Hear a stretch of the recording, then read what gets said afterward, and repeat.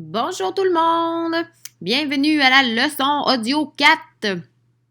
Alors, aujourd'hui, nous allons poursuivre avec la dernière règle de ponctuation, c'est-à-dire la règle 10. Je vais ouvrir mon truc. Alors, je vous invite à sortir votre matériel si ce n'est pas déjà fait, l'aide-mémoire, vos documents d'exercice, etc. Alors, cette règle, je vais vous donner un peu de temps.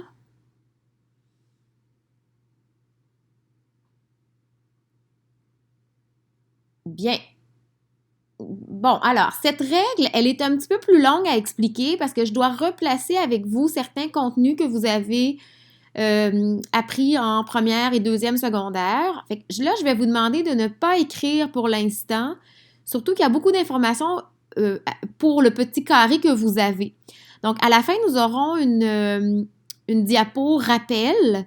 Et c'est vraiment celle-là que je vous inviterai à retranscrire, OK? Donc, en attendant, vous écoutez, vous essayez de suivre mon raisonnement.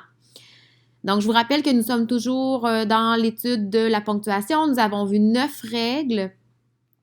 On a d'abord fait là, les 4 premières. Ensuite, hier, on a ajouté des règles que vous connaissiez peut-être, mais pas nécessairement le vocabulaire, hein, si je pense à incise et incidente. Et ça nous conduit donc à celle-ci que nous appellerons la virgule qui sépare la subordonnée relative explicative et déterminative. Alors, c'est ça que vous ne connaissez pas et que nous allons voir ensemble. Alors, c'est parti.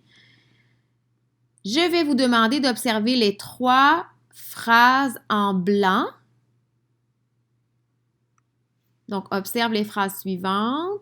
L'enseignant que j'ai rencontré parlait des différents livres qu'il avait lus. Lisez ce roman que je viens d'écrire. La fille, dont je connais le frère, est une vedette appréciée. Bon. Alors, ce sont des phrases que vous pouvez écrire, que vous avez déjà vues. Et si vous vous souvenez de vos connaissances grammaticales, vous êtes supposé déduire que ces phrases sont complexes parce qu'elles sont construites à l'aide d'une subordonnée. Alors, ma première question, combien y a-t-il de phrases dans les exemples précédents?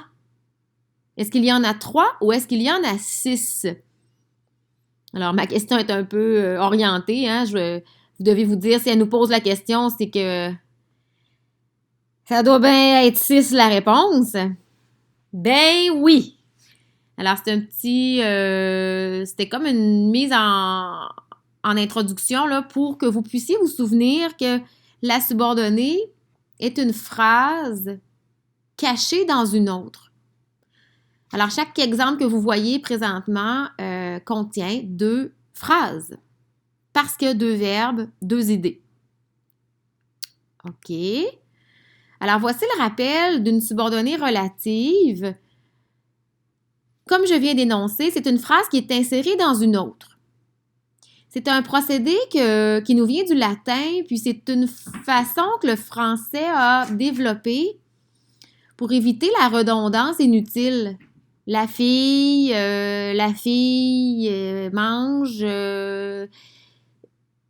Il s'est comme produit des processus de substitution comme ça, de remplacement pour éviter des répétitions inutiles à l'aide de conjonctions, de subordination. En fait, c'est pas vrai, pardon, des pronoms relatifs. Qui, que, quoi, dont, où, etc. Alors, voici dans l'exemple en bleu et rouge vin, là, l'enseignant que j'ai rencontré parlait des différents livres qu'il avait lus. Je reprends mon exemple. Je vous ai placé au centre la phrase 2, qui est la subordonnée. Au fond, ce qui est vraiment écrit, c'est l'enseignant. J'ai rencontré l'enseignant, parlait des différents livres qu'il avait lus. Voilà pourquoi on procède de cette manière. Ça devient donc une phrase complexe. Alors, numéro 2, c'est une phrase. Donc, il y a un sujet, groupe sujet, il y a un verbe. Mais la particularité de la subordonnée, c'est qu'elle est dépendante, il manque un beau E. Elle est dépendante d'une phrase autonome.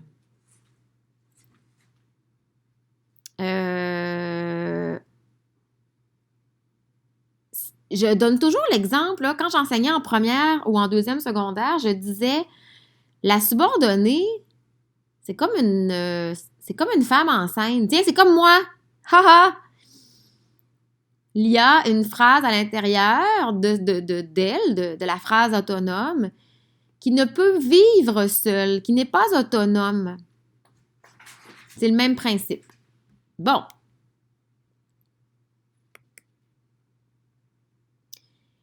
Parlons maintenant de sa fonction.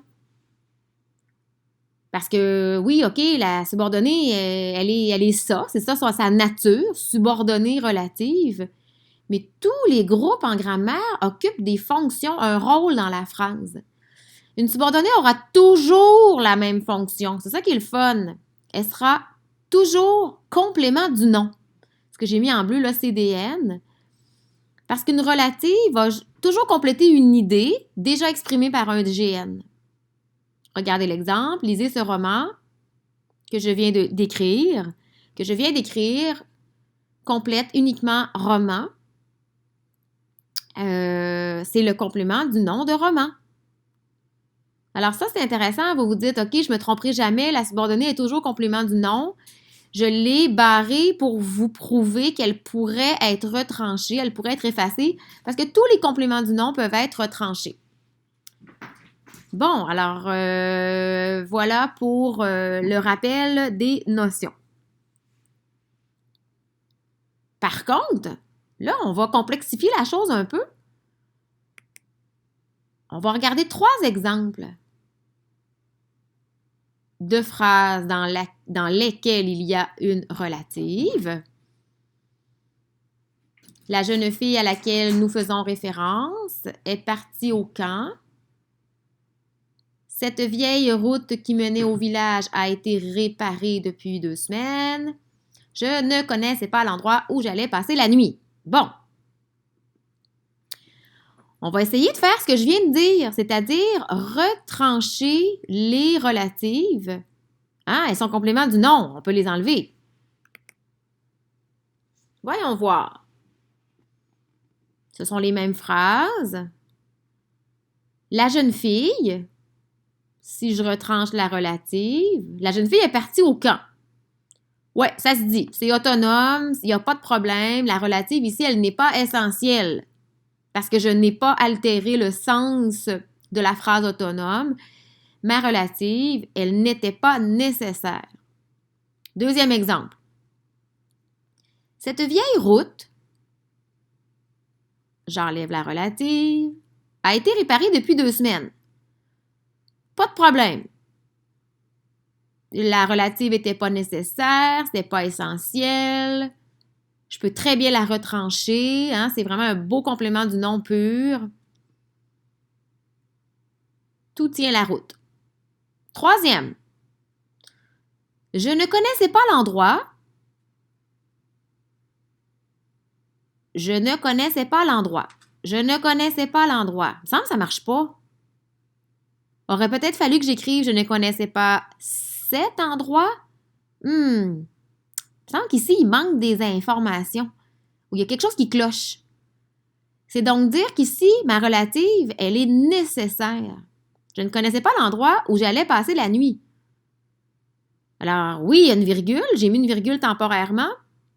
Parce que traditionnellement, devant une relative, il y a toujours une virgule, hein, pour mentionner que c'est le complément du nom. Oh! À partir de maintenant, il faudra faire la distinction entre des subordonnées relatives qui ne sont pas nécessaires, qui peuvent être enlevées, et des subordonnées relatives qui sont obligatoires. Donc, nous n'irions pas placer de virgule. Oh, alors ça se complexe un peu. Alors, voici donc la règle que nous allons ajouter. Vous pourriez commencer, si vous voulez, à écrire dans votre aide-mémoire. Il y a 2 sortes de subordonnées relatives.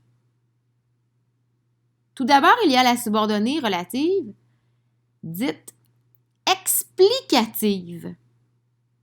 Alors, je vous invite à écrire ça. Subordonnée relative explicative.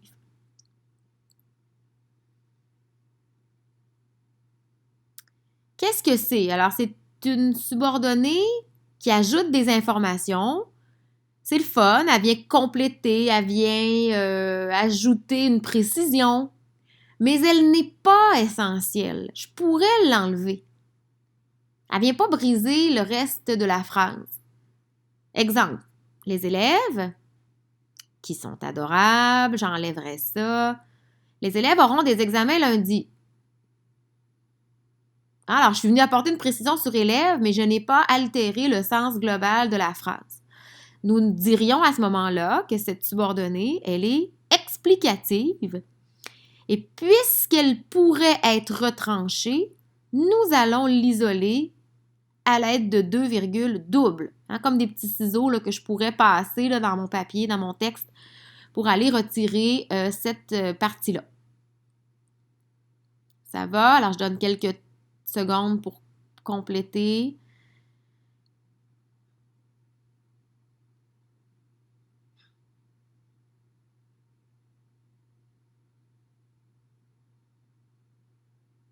Bien. Comment allons-nous appeler l'autre? La déterminative. La subordonnée relative dite déterminative. Celle-ci, elle est déterminante. Elle ajoute des informations obligatoires. Elle ne pourra pas être enlevée. Elle va rester complément du nom par contre. Ça ne changera pas sa fonction. Regardez l'exemple suivant que j'aime bien. Il illustre vraiment très bien la règle. Vous pourriez même le retranscrire parce qu'il est vraiment évident, là. Le premier pays qui a ouvert ses portes aux immigrants cette année est le Canada.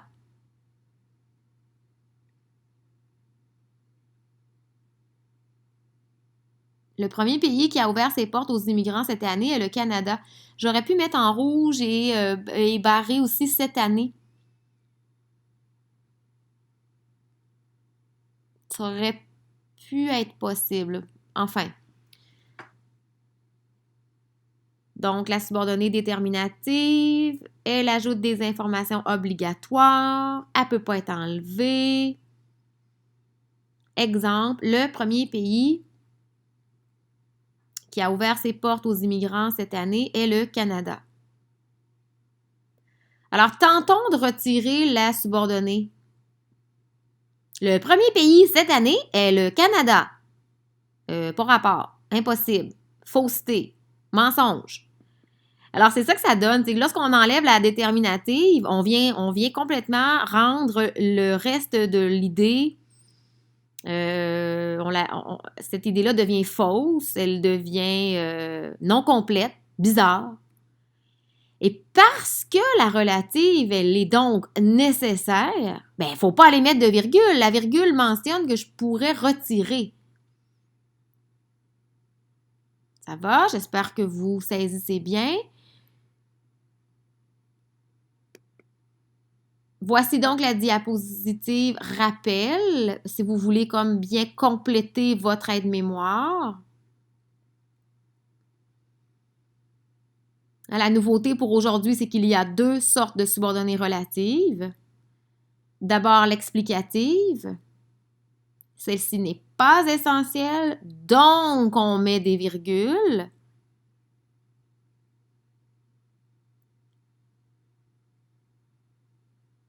Alors que la subordonnée dite déterminative, elle est déterminante, elle est obligatoire. Donc, on ne met pas de virgule. On veut que les mots restent dans la phrase.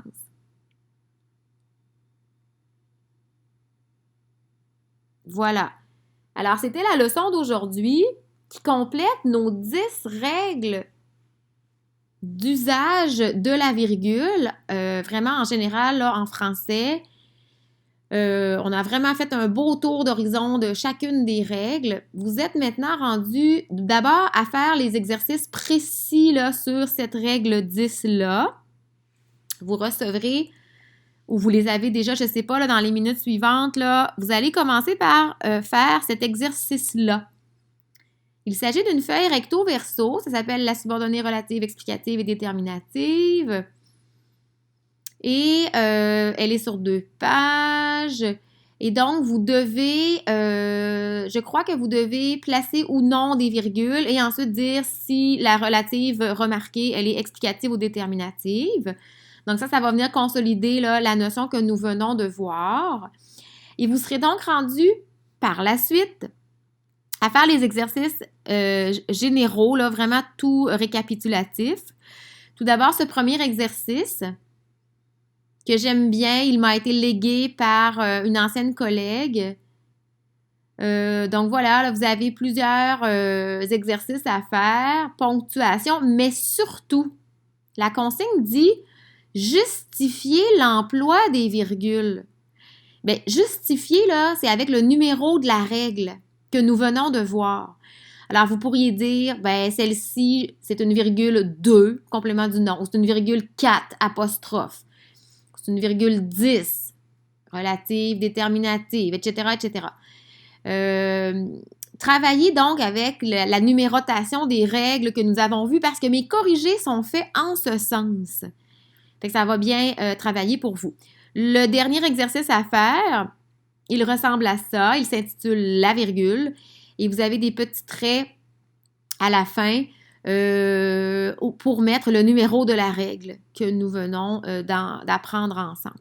Alors, vous avez beaucoup de boulot. Tous ces exercices-là sont à compléter pour lundi prochain. Les corrigés vous seront fournis prochainement. Puis voilà, je pense qu'on a fait le tour. Nous n'avons pas travaillé encore le 2 points. Nous verrons la suite des choses, mais on pourrait faire une leçon audio comme ça, là, sans problème. Alors, au revoir tout le monde! Bye bye!